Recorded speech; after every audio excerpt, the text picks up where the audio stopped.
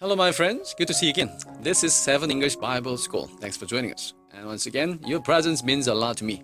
God bless you and keep you.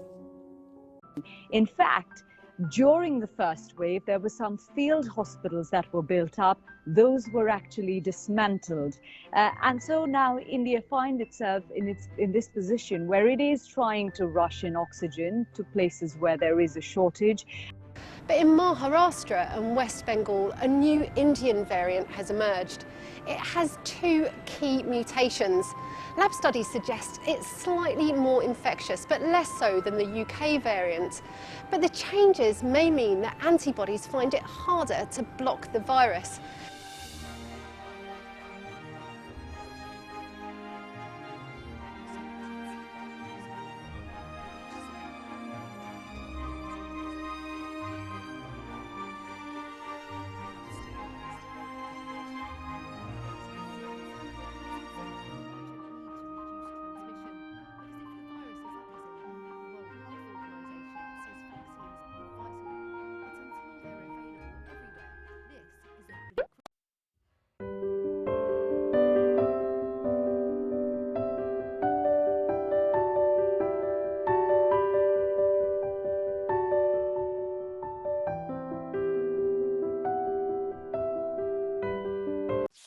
Would you consider yourself an anti-vaxxer? No, absolutely not. Like I said, my children have been vaccinated. Against other diseases, but Ashley Poindexter-Tarmy says her girls won't be getting the COVID vaccine.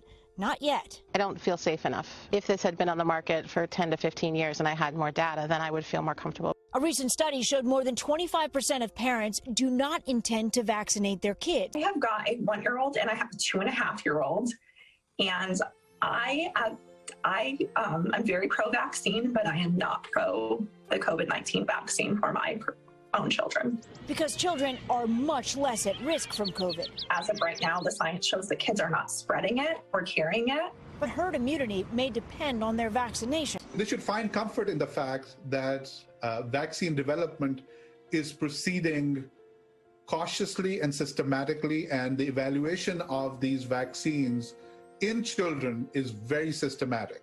Ashley is following the vaccine trials in children closely.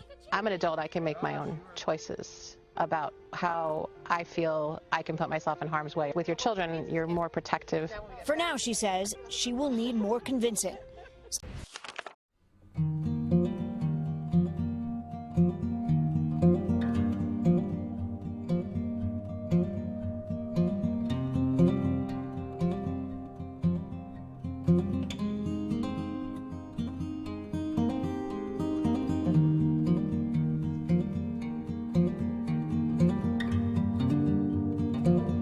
In early March, when you had surges being reported from some districts in India, you had the health minister, Harshvardhan, say that that the coronavirus pandemic was in its end game in India.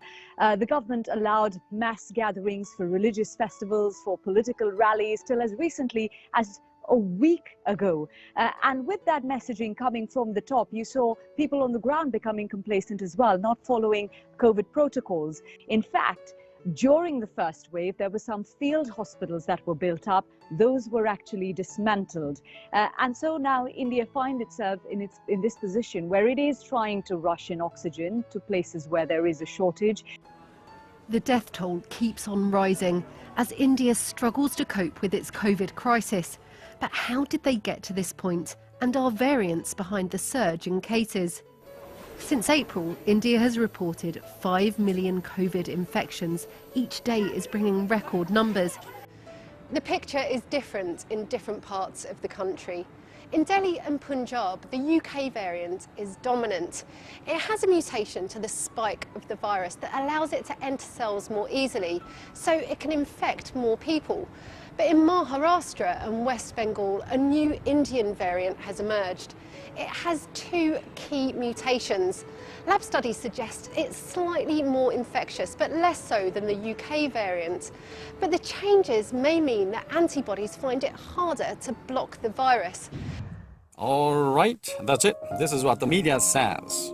Probably there are pros and cons, but now let's check out some comments.